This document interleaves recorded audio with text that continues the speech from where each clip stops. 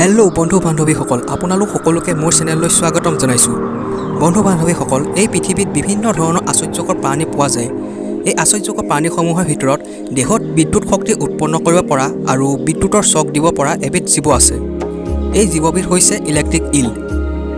এই প্ৰাণীটো এবিধ মাছ হয় আৰু দেহত 500 ভল্টেজৰ পৰা 600 ভল্টেজ পৰ্যন্ত বিদ্যুৎ উৎপন্ন কৰিব পাৰে। এনে নহয় যে এই পৃথিৱীত অকল ইলেক্ট্ৰিক ইলেই দেহত বিদ্যুৎ শক্তি উৎপন্ন কৰিব পাৰে। ইয়াৰ বাহিৰেও ইলেক্ট্ৰিক ৰে, ইলেক্ট্ৰিক কেটফিছ আদি কেইবিধমান মাছে বিদ্যুৎ উৎপন্ন কৰিব পাৰে। কিন্তু এই মাছসমূহৰ ভিতৰত ইলেক্ট্ৰিক ইলে সকলোতকৈ হাই ভল্টেজ বিদ্যুৎ দেহত উৎপন্ন কৰিব পাৰে। আজিৰ এই ভিডিঅ'টোত ইলেক্ট্ৰিক ইলে দেহৰ পৰা কেনেদৰে বিদ্যুৎ উৎপন্ন কৰিব পাৰে আৰু কি কি কামত ব্যৱহাৰ কৰে তাৰ বিষয়ে আলোচনা কৰিম। আহক তেন্তে ভিডিঅ'টো আৰম্ভ কৰোঁ।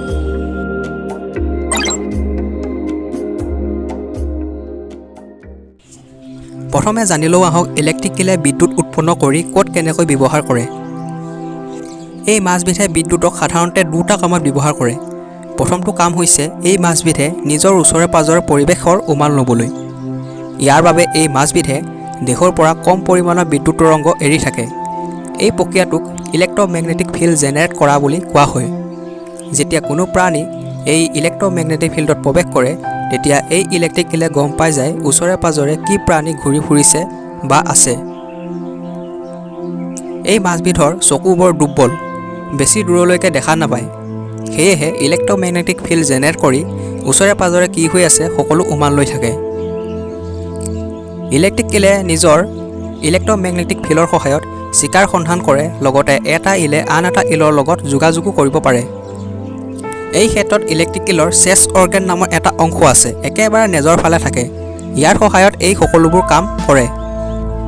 ইয়াৰ পাছৰ কামটো হৈছে আক্ৰমণ কৰা। ইয়াৰ বাবে ইলেক্ট্ৰিক ইলৰ মেইন অৰ্গেন আৰু হাণ্টাৰ অৰ্গেন নামৰ দুটা অংশ আছে। ইয়াৰ সহায়ত হাই ভল্টেজ বিদ্যুৎ উৎপন্ন কৰিব পাৰে। 500 ভল্টেজৰ পৰা 600 ভল্টেজ পৰ্যন্ত এই হাই ভল্টেজ চিকাৰ সন্ধান পালে মাৰিবলৈ ব্যৱহাৰ কৰে আৰু কোনো চিকাৰী জীৱই আক্ৰমণ কৰিবলৈ আহিলে এই হাই ভল্টেজ শ্বক দি বাচিবলৈ চেষ্টা কৰে। ইলেক্ট্ৰিক ইল দক্ষিণ আমেৰিকাৰ মধ্য আৰু নিম্ন আমাজনৰ নদীসমূহত পোৱা যায়। এই নদীসমূহত থকা ঘঁৰিয়ালৰ লগত এই মাছবিধৰ প্ৰায় সংঘৰ্ষ হৈ থাকে। ইলেক্ট্ৰিক ইলে নিজৰ হাই ভল্টেজ বিদ্যুৎ শ্বক দি ঘঁৰিয়ালৰ দৰে ডাঙৰ জীৱক অলপ সময়ৰ বাবে অচেতন কৰিব পাৰে, কিন্তু মাৰি পেলাব নোৱাৰে। তেনে হোৱাৰ কাৰণ হৈছে এই মাছবিধে ইলেক্ট্ৰিক শ্বক কেইছেকেণ্ডমানৰ বাবেহে দিব পাৰে। পুনৰ শ্বক দিবলৈ নিজক চাৰ্জ কৰাৰ প্ৰয়োজন, সেয়েহে অলপ সময়ৰ প্ৰয়োজন হয়। শ্বক দিওঁতে ঘঁৰিয়াল অচেতন হৈ যায় তেন্তে নিজে পলাই সাৰিব বা সুবিধা পালে পুনৰ শ্বক দিয়াৰ ক্ষমতাও থাকে। বাৰে বাৰে শ্বক দিলে ঘঁৰিয়ালৰ দৰে ডাঙৰ জীৱও মৃত্যু হ'ব পাৰে। ইলেক্ট্ৰিক ইলৰ এই হাই ভল্টেজ শ্বকৰ প্ৰভাৱ পানীত প্ৰায় 3-4 মিটাৰ পৰ্যন্ত যায়। এই নিৰ্দিষ্ট দূৰত্বত যদি কোনো সৰু সুৰা মাছো থাকে সেয়া থিতাতে নিহত হয়। এতিয়া আহোঁ এই মাছবিধে ইমান পাৱাৰফুল বিদ্যুৎ কেনেকৈ উৎপন্ন কৰিব পাৰে। ইলেক্ট্ৰিক ইলৰ দেহত 3টা ভাগ থাকে আৰু সেই 3টা ভাগত মিলিয়ন মিলিয়ন চেল থাকে। এই চেলবোৰক ইলেক্ট্ৰচাইট বুলি কোৱা হয় আৰু প্ৰতিটো চেলে বেটাৰীৰ দৰে কাম কৰে। বেটাৰীৰ দৰে এই চেলবোৰতো পজিটিভ আৰু নিগেটিভ চাৰ্জ থাকে। এই চেলবোৰ ইলেক্ট্ৰিক ইলৰ দেহত এটা ছিৰিজত এটাৰ আনটোৰ লগত সংযোগ হৈ থাকে আৰু এটা ডাঙৰ বেটাৰীৰ দৰে কাম কৰে।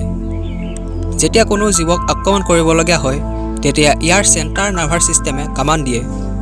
যেতিয়া কামাণ্ড চেলসমূহৰ ওচৰ পায় তেতিয়া সকলো চেল একেলগে এটাৰ আনটোৰ লগত সংযোগ হৈ সকলো শক্তি এবাৰতে এৰি দিয়ে আৰু এটা পাৱাৰফুল শ্বৰ্ট চাৰ্কিটৰ সৃষ্টি হয়। এই শ্বকে কোনো প্ৰাণীক থিতাতে মাৰি দিব পাৰে নাইবা অচেতন কৰি দিব পাৰে। বন্ধু বান্ধৱীসকল, এই ভিডিঅ'টো ইমানেই আছিল। ভিডিঅ'টো কেনে হৈছে কমেণ্টত নিশ্চয় জনাব। ভাল হৈছে যদি লাইক কৰিব আৰু বিভিন্ন বিষয়ত ইনফৰমেশ্যন এক্সপ্লেইন পাই থাকিবলৈ এই চেনেলটো ছাবস্ক্ৰাইব কৰি ৰাখিব।